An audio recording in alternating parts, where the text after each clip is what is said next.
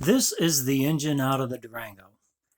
I bought this Durango. It had 340,000 miles on it. It lost oil pressure when it would get warm, but have great oil pressure when you first started it up and the engine was cold. Diagnosing the oil problem, I pulled the oil pan and noticed that there is a new oil pump along with a new oil pan gasket. So someone messed with this before. Maybe they knew the main bearings were bad, maybe not. But the main bearings are bad, and this would cause the cold startup to have good oil pressure, actually exceedingly great oil pressure, and then lead to no oil pressure when it got warm. Here's the engine on the stand. It's about what you'd expect. The timing chain had some wear. There was some crust built up on the block. However, the cylinders had very minimal wear, and you can still see the crosshatch.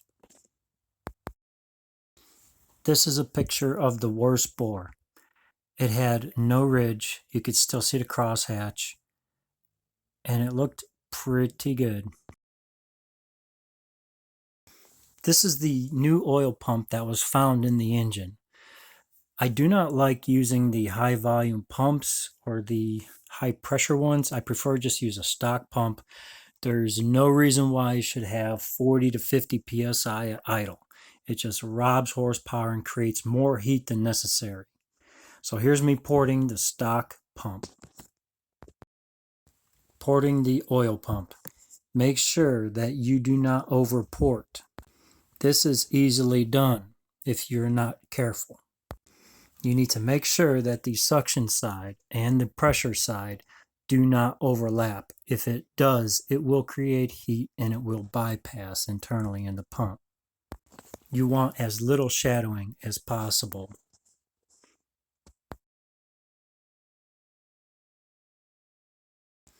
Grinding the block. This is a tedious thing to do. It will take you hours and it would seem like it would never end. But getting that sand out of the pores of the block is very important. All sharp edges need to be rounded. The valley needs a smooth transition to the timing cover. All the lifter bores need to be honed. If it's a raw casting, it needs to be smoothed. Look at where the finger's pointing. When you take off, all that oil is going to want to dump back. Make sure you get the casting there. Make sure it's all smooth. Attention to detail is critical here. Smoothing of the bottom of the bore, the cylinder bore to the block, is very important if you tend to turn this above 5,000 RPM. The air shared between the cylinders, it'll be easier for the air to transfer. The area at the bottom of the cylinder to the oil pan rail as well. These need to be rounded. Small block Chevy, where the bottom of the cylinder meets the oil pan rail, usually is where the casting V's. You need to get rid of that V. You need to smooth it. I pay close attention to this area on my race blocks.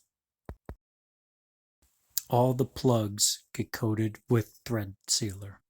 I do sometimes mix it with some Loctite. As far as the freeze plugs go, those get retaining compound or they get Indian head. Be careful on using RTVs. Some of them have vinegars in them, which will actually corrode after a while. So I stay away from RTV. I do tap the block here for a 3/8 18 thread, and I put a hardened bolt in there. I drill a hole straight through the hardened bolt, and that goes right into the lifter valley. This helps with oil control and getting oil onto the timing chain. The right side of the block is the lowest part of the lifter valley. That's why I choose that location. As you can see right here, the thread goes right into the lifter valley.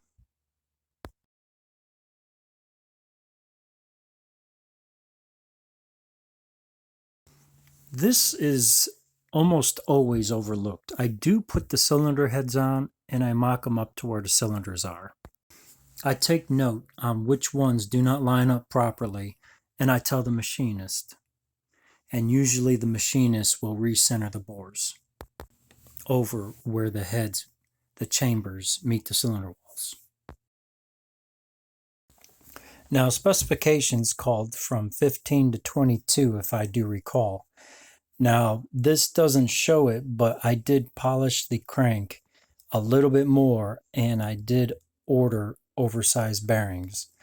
The final size was 32 and 35 at its max. For this engine, I wanted the crank to move a little bit more in the block, as it may be getting forced induction and nitrous. And yes, with a stock volume oil pump. Look at where the finger's pointing. You'll see an oil feed hole. If you thread this... Oh, gotta call, gotta go. Okay, I'm back. What time is it? Yeah, it's like 8 hours later. Anyways, that oil feed hole, make sure that your plug doesn't cover that. So don't put the plug in too deep.